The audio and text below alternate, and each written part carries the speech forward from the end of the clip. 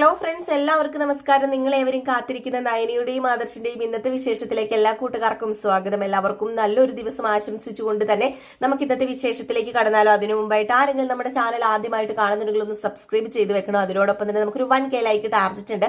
Maximum എല്ലാവരും like അടിച്ചിട്ട് video കാണണേ. തുടങ്ങുമ്പോൾ തന്നെ കാണിക്കുന്ന നമ്മുടെ നന്ദുവിനെയാണ്. നന്ദു ഭയങ്കര വിഷമിച്ച് നിൽക്കുകയാണ്. മനസ്സിലെ ഭാരങ്ങളൊക്കെ ഭഗവാന്റെ മുമ്പിൽ ഇറക്കി വെച്ച് ഒരു കുറച്ച് പ്രസാദമൊക്കെ കിട്ടി അതൊക്കെ ഇങ്ങനെ തൊട്ടുകൊണ്ട് എങ്ങോട്ടെന്നോ ഇല്ലാതെ നടന്നു പോകുന്ന നമ്മുടെ നന്ദു. ഇതേ സമയം തന്നെ കല്യാണ മണ്ഡപത്തില് ഓരോരുത്തരായി വന്നുകൊണ്ടേയിരിക്കുന്നു. ദേവയാനിയാണ് എല്ലാവരെയും ഇങ്ങനെ സ്വീകരിക്കുന്നത്. പെട്ടെന്ന് ദേവയാനിയുടെ ഒരു കൂട്ടുകാരി വന്ന ഉടനെ ദേവയാനി പറയുകയാണ് കൂട്ടുകാരിയോട്, ഞങ്ങളുടെ വീട്ടിലേക്ക് ആദ്യമായിട്ട് കയറി വരാൻ പോകുന്ന മരുമകളാണ് അനാമിക എന്ന്. അപ്പോഴേക്കും പെട്ടെന്ന് ആ കൂട്ടുകാരി ചോദിച്ചു, ഇതിനു മുമ്പ് 2 മരുമക്കൾ നിന്റെ വീട്ടിലേക്ക് കടന്നു വന്നിട്ടുണ്ടല്ലോ, അതിനെ ആര് മരുമക്കളായിട്ട് അംഗീകരിച്ചിരിക്കുന്നു? അവരെ മരുമക്കളായിട്ട് അംഗീകരിച്ചിട്ടേ ഇല്ല. അതൊക്കെ പുറമ്പോക്ക്, വെറും പുറമ്പോക്ക്. അപ്പൊ ഇത് കേട്ടോണ്ടാണ് നമ്മുടെ നവ്യയും കനകദുർഗയും നിൽക്കുന്നത്. നവ്യയ്ക്ക് അങ്ങോട്ട് ദേഷ്യം വന്നിട്ട് പറഞ്ഞു, അതെ, നിങ്ങൾ ഞങ്ങളെ മരുമക്കളായിട്ട് അംഗീകരിക്കുന്നുണ്ടായിരിക്കില്ല, പക്ഷെ മുത്തശ്ശനും മുത്തശ്ശിയും ഞങ്ങളെ മരുമക്കളായിട്ട് അംഗീകരിച്ച് തന്നെയാ ഈ വീട്ടില് കാണുന്നത്. അതുപോലെ തന്നെ ഞങ്ങൾ ആദ്യം കയറി വന്ന മരുമക്കൾക്ക് കൊടുക്കാത്ത സ്ഥാനം ഒരിക്കലും മുത്തശ്ശനും മുത്തശ്ശിയും വേറൊരു മരുമകൾക്കും കൊടുക്കാനും പോകുന്നില്ലെന്ന് പറയുമ്പോൾ, മുത്തശ്ശനും മുത്തശ്ശിയും കൊടുക്കുന്ന സ്ഥാനം ആർക്ക് വേണം? അതെ, ഞങ്ങളുടെ മക്കളെയല്ലേ നിങ്ങൾ വിവാഹം കഴിച്ചിരിക്കുന്നത്, ഞങ്ങളല്ലേ നിങ്ങളെ മരുമകളായിട്ട് സ്വീകരിക്കേണ്ടത്. ഞങ്ങൾ നിങ്ങളുടെ മരുമകളായിട്ട് സ്വീകരിച്ചില്ലെങ്കിൽ നിങ്ങൾ മരുമകളല്ലെന്ന് തന്നെ അർത്ഥം. അല്ലാതെ അവരൊന്നും മരുമകളായിട്ട് സ്വീകരിച്ചിട്ടൊന്നും ഒരു കാര്യമില്ലെന്ന് ദേവയാനി പറഞ്ഞു. അത് കഴിഞ്ഞിട്ട് ദേവയാനി പറഞ്ഞു, എങ്ങനെ നന്നാവാനാ? ഇവരെല്ലാം വളർത്തിക്കൊണ്ട് വന്നത്, അച്ഛന്റെ അമ്മയുടെ വളർത്തു ദോഷം അത് തന്നെയാ നിന്റെയൊക്കെ സ്വഭാവം ഇങ്ങനെയായി പോയത്. അച്ഛനും അമ്മയും നന്നാവുമായിരുന്നെങ്കിൽ നിങ്ങൾ നന്നായേനെന്ന് പറഞ്ഞപ്പോഴത്തേക്കും പെട്ടെന്ന് നമ്മുടെ നവ്യക്ക് ദേഷ്യം വന്നു കേട്ടോ. ദേഷ്യം വന്നിട്ട് നിങ്ങൾ എന്താ പറഞ്ഞതെന്ന് പറഞ്ഞുകൊണ്ട് ദേവയാനിയുടെ മെക്കിട്ട് കയറാൻ ചെന്നപ്പോഴത്തേക്ക് പെട്ടെന്ന് കനകദുർഗ കയറി കൈ പിടിച്ചു. മോളെ വേണ്ട എന്നിങ്ങനെ പറഞ്ഞു. അപ്പോഴത്തേക്ക് ദേവയാനി ചോദിച്ചു, അല്ല ആ വലിയ ഡിസൈനറെ കണ്ടില്ലല്ലോ, അവളെവിടെ? അവളെ കളിയാക്കൊന്നും വേണ്ട, അവള് ഡിസൈൻ ചെയ്ത ആഭരണങ്ങൾ തന്നെയാ ഇന്ന് കല്യാണപ്പെട്ടിട്ടിരിക്കുന്നത്.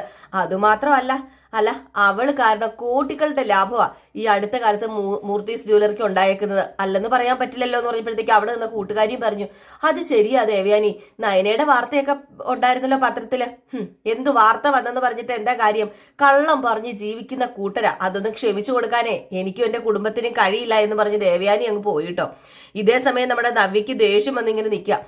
അപ്പോഴേക്കും കൂട്ടുകാരി പറഞ്ഞു, അതെ, ആ പെങ്കൊച്ചു വീട്ടിലേക്ക് വന്നില്ല. അതിനു മുമ്പ് ദേവയാനിയുടെ നിലപാട് ഇതാണെങ്കിൽ വന്നു കഴിയുമ്പോഴത്തേക്കും കനകയുടെ മക്കൾ വല്ലാണ്ടങ്ങ് ബുദ്ധിമുട്ടിക്കുമായിരിക്കുമല്ലോ എന്ന് പറയുമ്പം നവ്യ പറഞ്ഞു, ഞാൻ ബുദ്ധിമുട്ടത്തൊന്നുമില്ല, പിന്നെ നയനെ കുറച്ചും കൂടി മാറാനുണ്ട്.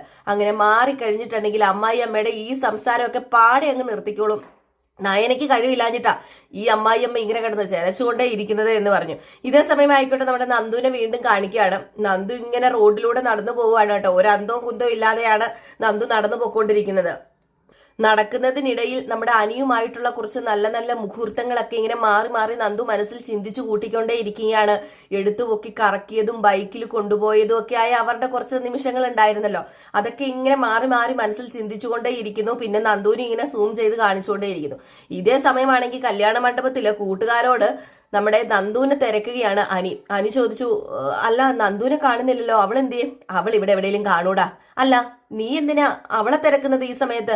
അവളെ തിരക്കേണ്ട കാര്യമുണ്ടോ നിനക്ക്? അത് പിന്നെ എന്ന് പറഞ്ഞപ്പോ ആദർശ് കയറി വന്നു. ആദർശ് പറഞ്ഞു, അതെ, ഇന്നലെ രാത്രി ഹോസ്പിറ്റലിൽ പോയിരുന്നു. ആ സമയത്ത് മുത്തശ്ശന്റെ കണ്ടീഷൻ വളരെ മോശമായിരുന്നു കേട്ടോ. അതുകൊണ്ട് നിർബന്ധം പിടിച്ചാലും ഡോക്ടർ വിടാനുള്ള സാധ്യതയൊന്നുമില്ല. ഈ വിവാഹത്തിൽ പങ്കെടുക്കാൻ പറ്റാത്തതിന്റെ നല്ല വിഷമം മുത്തശ്ശനുണ്ടാകും എന്നിങ്ങനെ പറഞ്ഞു കേട്ടോ. അപ്പൊ അവിടെ വേറെ കുറച്ചു പേരൊക്കെ നിപ്പുണ്ടായിരുന്നു. എല്ലാവരോടും കൂടിയാ പറഞ്ഞത്, അനിയോട് മാത്രമല്ല എല്ലാവരോടും കൂടിയാ പറയുന്നത്. അപ്പോഴേക്കും പെട്ടെന്ന് നമ്മുടെ ദേവയാനിയുടെ ഭർത്താവ് വന്നിട്ട് പറഞ്ഞു, ആദർശിനോട് ചോദിച്ചു, അതായത് ആദർശിന്റെ അച്ഛൻ വന്നിട്ട് ചോദിച്ചു, അല്ല അനി എന്ത് സമയമാവുന്നു, അവനെ വിളിച്ച് കല്യാണ മണ്ഡപത്തിൽ ഇരുത്ത്, അവനെ കാണുന്നില്ലല്ലോ എന്ന് പറഞ്ഞു. അങ്ങനെ അനീനെ വിളിച്ചോണ്ട് ആദർശ് അങ്ങോട്ട് മാറി പോവാണ്. അങ്ങനെ ആദർശ് കല്യാണ മണ്ഡപത്തിലേക്ക് കൊണ്ടിരുത്തുന്നതിന് മുമ്പായിട്ട് തന്നെ അവിടെ കുറച്ചു പേർക്ക് ദക്ഷിണയൊക്കെ കൊടുക്കുന്നുണ്ട് കേട്ടോ. അങ്ങനെ ദക്ഷിണയൊക്കെ കൊടുത്തു കഴിഞ്ഞപ്പോഴത്തേക്കും ദേവയാനി ആദർശിനോട് പറഞ്ഞു, എടാ നിന്റെ ഭാര്യ കണ്ടില്ല നിൽക്കുന്നത്, നിന്റെ ഭാര്യയുടെ മുഖത്ത് കടന്നൽ കുത്തി പോലെയാ, അവർക്ക് തീരെ ഇതൊന്നും ഇഷ്ടപ്പെടുന്നില്ല. അമ്മ എന്തിനാ അമ്മ ഈ സമയത്ത് ഇങ്ങനെയൊക്കെ പറയുന്നത്? അവർക്ക് ഇഷ്ടപ്പെടുകയോ ഇഷ്ടപ്പെടാതെയോ എന്ത് വേണോ ഇരിക്കട്ടെ. പിന്നെ അനാമികയുടെ വീട്ടുകാരെ കൂടി നമ്മുടെ വീട്ടിലെ പ്രശ്നം അറിയിക്കാൻ വേണ്ടിയാണോ? പിന്നെ അതിപ്പോ നമ്മൾ പറയേണ്ട കാര്യമില്ലല്ലോ, എന്തായാലും അത് എല്ലാവർക്കും അറിയാലോ. ഏതായാലും ഒരു കാര്യം ചെയ്യാം, അമ്മ പോയി ആ പെൺകുട്ടീനെ വിളിച്ചോണ്ട് വാന്ന് പറഞ്ഞു. അപ്പോഴേക്കും അവിടെ അനാമികയുടെ അമ്മ നിന്നു. അനാമികയുടെ അമ്മേനെയും കൂട്ടിക്കൊണ്ട് ദേവയാനി പെൺകുട്ടീനെ വിളിക്കാൻ വേണ്ടി അങ്ങോട്ട് പോയിട്ട്, അതായത് മണവാട്ടി പെണ്ണിനെ വിളിക്കാൻ വേണ്ടി അങ്ങോട്ടേക്ക് പോയി. അപ്പൊ നമ്മുടെ ആദർശ് പറഞ്ഞു നയനയോട്, അമ്മ എന്തെങ്കിലും പറഞ്ഞാൽ അതിന് മറുപടി ഒന്നും പറയാൻ നീ പോകണ്ട, പിന്നെ അമ്മയുടെ കാര്യത്തിൽ മാത്രം നീ എല്ലാം കണ്ടില്ല കേട്ടില്ല എന്ന് പറഞ്ഞങ്ങ് നിന്നാ മതി. അതിന് ഞാൻ അങ്ങനെ തന്നെയല്ലേ ആദർശേട്ടാ മുന്നോട്ടേക്ക് പോകുന്നത്. ഞാൻ അതിന് എന്തെങ്കിലും ചോദിക്കുന്നുണ്ടോ പറയുന്നുണ്ടോ? ഇല്ലല്ലോ. ഞാൻ ആരോടും ഒന്നും ചോദിക്കാറും പറയാറും ഒന്നുമില്ല. അപ്പൊ നമ്മുടെ നവ്യാണെങ്കിൽ അമ്മേ നന്ദുവിനെ കണ്ടില്ലല്ലോ, നന്ദു എവിടെ? അറിയില്ല മോളെ എവിടെയാന്ന്. ഞാനും അവളെ നോക്കുമായിരുന്നു, അവളെ കാണുന്നില്ല. അവക്കിതൊന്നും കാണാനുള്ള ശേഷി ഇല്ലായിരിക്കും എന്ന് പറഞ്ഞു. ഇതിനിടയിൽ നമ്മുടെ ആദർശ് പറയാണ് നയനയോട്, ഇതിനിടയിൽ അനി അന്വേഷിക്കുന്നത് നന്ദുവിനെയാ. നന്ദു ഇതൊന്നും കാണാൻ വയ്യാതെ മാറി നിൽക്കുകയായിരിക്കും അല്ലേ നയനെ എന്ന് ചോദിച്ചപ്പോഴത്തേക്ക് നയനയ്ക്കും വാക്കുകളൊന്നുമില്ല. അതിൻ്റെ ഇടയിൽ അനിയാണെങ്കിൽ ഇങ്ങനെ നോക്കിക്കൊണ്ടിരിക്കുകയാണ് കേട്ടോ. അവിടെ മൊത്തം പതറുകയാണ്. നന്ദുവിനെ കാണുന്നില്ലല്ലോ. നന്ദുവിനെ കാണാത്തതിന്റെ ചെറിയൊരു പരിഭ്രമത്തിലും ഉണ്ട്. ഇതേ സമയം ആകട്ടെ അനാമിക ആണെങ്കിൽ ഫോട്ടോ ഒക്കെ എടുക്കുന്നു. ഈ സൈഡിൽ നിന്ന് എടുക്കുന്നു, ആ സൈഡിൽ നിന്ന് എടുക്കുന്നു, മേളിൽ നിന്ന് എടുക്കുന്നു, പല പല ഫോട്ടോ പോസ്റ്റിലൊക്കെ ഇങ്ങനെ എടുത്തോണ്ടിരിക്കുകയാണ്.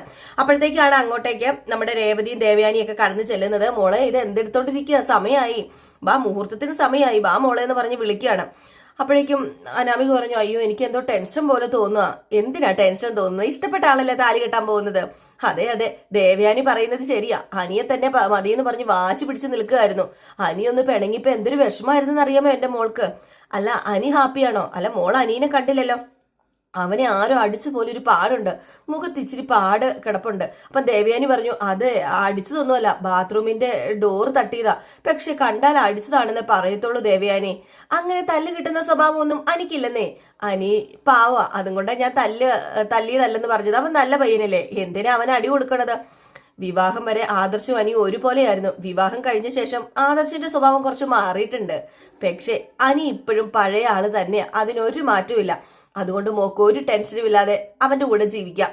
മോളിനി അവിടെ നിൽക്കാതെ ബാ, ഈ ടെൻഷനൊക്കെ അങ്ങ് മാറ്റി വെച്ചിട്ട് ഈ വിളക്കങ്ങ് മേടിച്ചോന്നും പറഞ്ഞ് ആ വിളക്കൊക്കെ അങ്ങ് കൊടുക്കുകയാണ് കേട്ടോ. അങ്ങനെ വിളക്കൊക്കെ പിടിച്ചുകൊണ്ട് കല്യാണ മണ്ഡപത്തിലേക്ക് കയറാൻ തുടങ്ങുന്ന നമ്മുടെ അനാമിക. ഇതിനിടയിൽ അനീനെ കണ്ടിട്ട് ആദർശിന്റെ അച്ഛനും അനിയുടെ അച്ഛനും കൂടെ സംസാരിക്കുക കേട്ടോ. വേറെ ഒന്നുമല്ല, നമ്മുടെ ആദർശിന്റെ അച്ഛൻ പറയുന്നുണ്ട്, അവന് നല്ല ടെൻഷൻ ഉണ്ടെന്നാ തോന്നുന്നത്. അവന്റെ മുഖം കണ്ടില്ലേ, വല്ലാതെ വീർത്ത് നിൽക്കുന്നത്. ചേട്ടാ കല്യാണത്തിന്റെ അന്ന് എനിക്കും ഉണ്ടായിരുന്നല്ലോ ടെൻഷന്.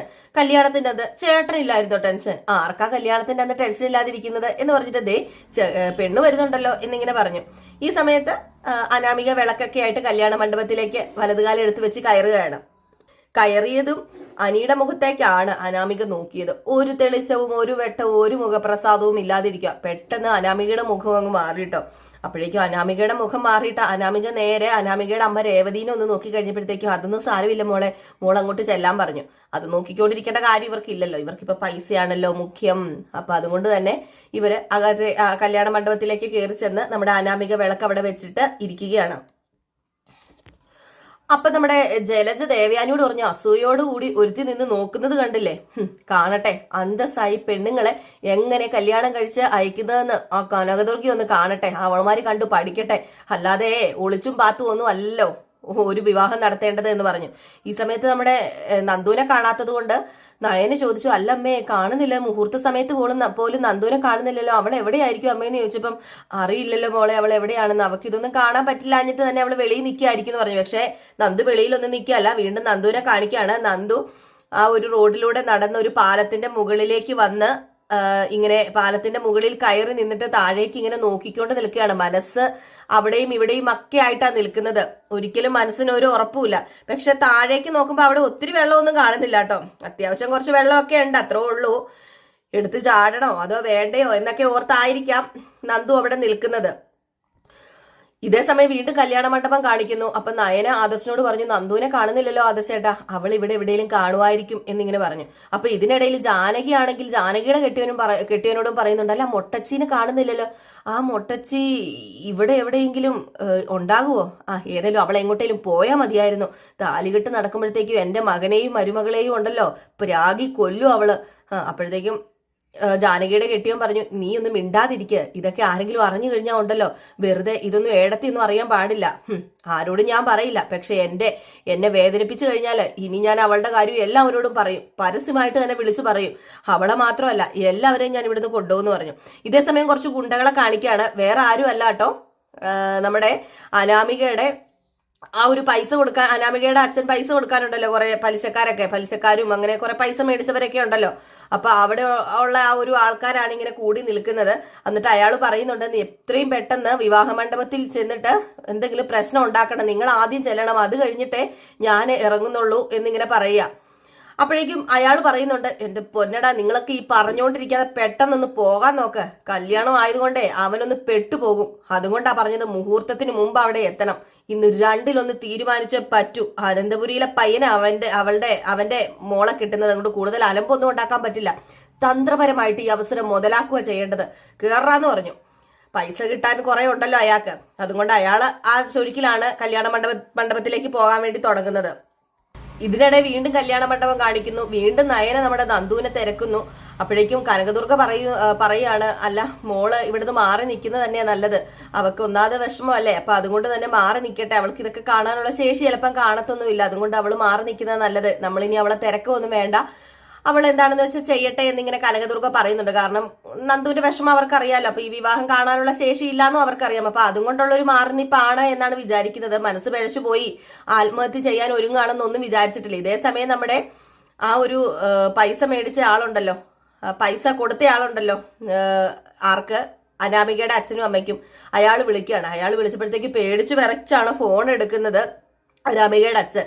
എന്നിട്ട് ഇങ്ങനെ അവിടെ നിൽക്കുന്നുള്ളവരെ പറ്റിക്കാൻ വേണ്ടി എന്തൊക്കെയോ ഇങ്ങനെ സംസാരിച്ച് വിടുകയാണ് കേട്ടോ.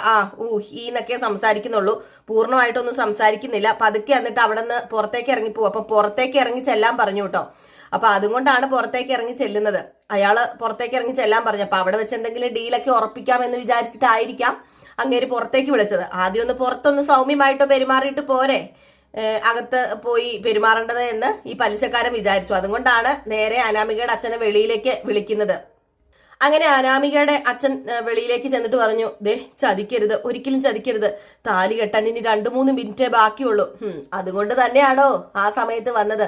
എടാ എന്റെ പൈസ തരാതെ നിന്റെ മകളുടെ താലി കെട്ട് നടക്കാൻ പോകുന്നില്ല, ഞാൻ സമ്മതിക്കില്ല. ദേ ഈ സമയത്ത് ഇങ്ങനെ പറയരുത്, എന്റെ കൊച്ചിന്റെ ഭാവിയാ, അവളുടെ ഭാവി പോകും. ദേ കല്യാണം കഴിഞ്ഞ് ഞാൻ എങ്ങനെയെങ്കിലും പൈസ തരാം. അല്ല ഇന്ന് തന്നെ തരാൻ പറ്റുമോ? ഇന്ന് പറ്റില്ല, നാളെ തന്നെ ഞാൻ എങ്ങനെയെങ്കിലും എത്തിച്ചോളാം. എന്താടാ നീ ചെയ്യുന്നത്? എന്താടാ നീ എത്ര നാളായി അവധി പറയാൻ തുടങ്ങിയിട്ട്? ഇത് അതുപോലെയല്ല, ഞാൻ പറയും. എന്റെ മോളുടെ കല്യാണം ആയതുകൊണ്ട് എനിക്ക് പല സ്ഥലത്തു നിന്ന് കടം മേടിക്കേണ്ടി വന്നു. എത്ര ഭാഗം കൊടുക്കുന്നുണ്ട്? അത് പിന്നെ എത്ര ഭാഗം കൊടുക്കുന്നുണ്ടെന്നാ നിന്നോട് ചോദിച്ചത്. അതൊരു 110 പവനുണ്ട്. 110 പവനോ? എന്ന് വെച്ചാൽ പണിക്കൂലിയും GST ഒക്കെ കൂട്ടി 10-70 ലക്ഷം രൂപയുടെ മുതല്. അത് വാങ്ങാൻ നിന്റെ കയ്യിൽ പൈസ ഉണ്ടായിരുന്നല്ലേ? അതിന്റെ പകുതി തന്നിരുന്നെങ്കിൽ ഞാനിപ്പോ ഇങ്ങോട്ടേക്ക് വരുമായിരുന്നോ? ഇല്ലല്ലോ. തരാം, ഉറപ്പായിട്ടും തരാം. ഇനി നീ തരണ്ടടാ, ഞാനേ മേടിച്ചോളാം. ഇതുപോലെ ഒരുപാട് ഉറപ്പ് നീ പറഞ്ഞതാ. നിന്റെ മകളുടെ കല്യാണം കഴിഞ്ഞാലേ ഈ നാട്ടിൽ പോലും നീ നിൽക്കില്ല എന്ന് എനിക്ക് ഉറപ്പുണ്ട്. നീ സ്ഥലം വിടും. അങ്ങനെയുള്ളപ്പം നിന്റെ മകളുടെ കല്യാണം കഴിയുന്നതിന് മുമ്പ് ഇതിനൊരു തീരുമാനം ഉണ്ടാക്കിയിട്ടേ ഞാൻ ഇവിടുന്ന് പോകുന്നുള്ളൂ. എന്റെ പൊന്നു ചേട്ടാ, എനിക്ക് ഒരേ ഒരു മകളാ ഉള്ളത്, അവളുടെ കല്യാണം ഒന്ന് കഴിഞ്ഞോട്ടെ. അതെ, എന്നാലേ ഞാനേ അങ്ങനെ നിന്റെ മകളുടെ കല്യാണം കഴിയാനൊന്നും ഇവിടെ നിൽക്കുന്നില്ല. അതെ, നിനക്ക് വേറെ കുടുംബം കുട്ടിയൊക്കെ ചിലപ്പോൾ കാണുമായിരിക്കും. അല്ലെങ്കിൽ പിന്നെ നീ എന്തിനാണ് ഇത്രയും കടം മേടിച്ചു കൂട്ടുന്നത് ലോകത്തിൽ മുഴുവനും? അത് പിന്നെ ചേട്ടൻ അറിയാലോ എന്റെ ബിസിനസ് പൊളിഞ്ഞ കാര്യം. നിന്നെ പോലെയുള്ള കുറെ തെമ്മാടികൾ കാരണം എന്റെ ബിസിനസ്സും പൊളിഞ്ഞോണ്ടിരിക്കുക. അതിനൊരു അറുതി വരുത്താൻ വേണ്ടി തന്നെ ഞാൻ ഇങ്ങോട്ടേക്ക് വന്നത്. എടാ പൈസ താടാ എന്ന് പറഞ്ഞുകൊണ്ട് ഇങ്ങനെ കുത്തിന് അങ്ങോട്ട് കയറി പിടിച്ചു കേട്ടോ. അപ്പോഴേക്കും തന്നെ നമ്മുടെ അനാമികയുടെ അച്ഛനും നീ ഞെട്ടി നിൽക്കുകയാണ്. ഇതേ സമയം അകത്ത് അനാമികയുടെ അച്ഛനെ ഇങ്ങനെ തിരക്കിക്കൊണ്ടിരിക്കുകയാണ് നമ്മുടെ ആദർശിന്റെ അച്ഛനൊക്കെ. കാരണം മുഹൂർത്തം അടുക്കാറായല്ലോ. അപ്പൊ അതുകൊണ്ട് തന്നെ ആദർശ് പറഞ്ഞു, എങ്കിൽ പിന്നെ ഞാനൊന്ന് പുറത്ത് പോയി നോക്കിയിട്ട് വരാമെന്ന് പറഞ്ഞ് ആദർശ് പുറത്തേക്ക് പോവുകയാണ്. അപ്പോഴേക്കും രേവതിയോട് ചോദിച്ചു, ദേവയാനി അടുത്ത സുഹൃത്താണോ വന്നത്? അതെ അടുത്ത സുഹൃത്താണെന്നാ പറഞ്ഞത്, പക്ഷെ ആരാണെന്ന് അറിയില്ല, വന്നിട്ടുണ്ടെന്നാ പറഞ്ഞത്. അടുത്ത സുഹൃത്ത് വല്ലോ ആയിരിക്കും, അല്ലെങ്കിൽ പിന്നെ ഈ സമയത്ത് സ്വീകരിക്കാൻ പോവില്ലല്ലോ. അപ്പൊ ദേവയാനി പറഞ്ഞു, എന്നാലും താലികെട്ടിന്റെ സമയത്ത് തന്നെ. അപ്പൊ രേവതിയാണെ പേടിച്ചിട്ട്, എന്റെ ഈശ്വര, ഇയാൾ ഈ സമയത്ത് തന്നെ വന്നല്ലോ, ഇനിയിപ്പൊ എന്താ ചെയ്യുക എന്ന് പറഞ്ഞപ്പോഴത്തേക്കും അവിടെ നിന്ന് ശാന്തി പറഞ്ഞു, ഇനിയിപ്പൊ താലി കെട്ടാന് 5 മിനിറ്റ് മാത്രമേ ഉള്ളൂ കേട്ടോ, അതിനു മുമ്പ് താലി കെട്ടണം, പെട്ടെന്ന് പോയി അച്ഛനെ വിളിച്ചോണ്ട് വരാൻ പറഞ്ഞു കേട്ടോ, പെണ്ണിന്റെ അച്ഛനെ. ഏതായാലും അനാമിക വല്ലാണ്ട് അങ്ങ് വിഷമിച്ച് ബുദ്ധിമുട്ടി ഇരിക്കുകയാണ്. കല്യാണം നടക്കുവോ നടക്കില്ലയോ എന്നൊക്കെ ആ ഒരു മുൾമുനയിൽ നിർത്തിക്കൊണ്ട് തന്നെയാണ് ഇന്നത്തെ വിശേഷവും അവസാനിക്കുന്നത്. നമുക്ക് കാത്തിരുന്ന് തന്നെ കാണാം എന്താ സംഭവിക്കാൻ പോകുന്നത്. അപ്പൊ എല്ലാവരെയും കാത്തിരിക്കുക. എല്ലാവർക്കും വീണ്ടും നല്ലൊരു ദിവസം ആശംസിച്ചുകൊണ്ട് തന്നെ നിർത്തുന്നു. Tata, bye bye.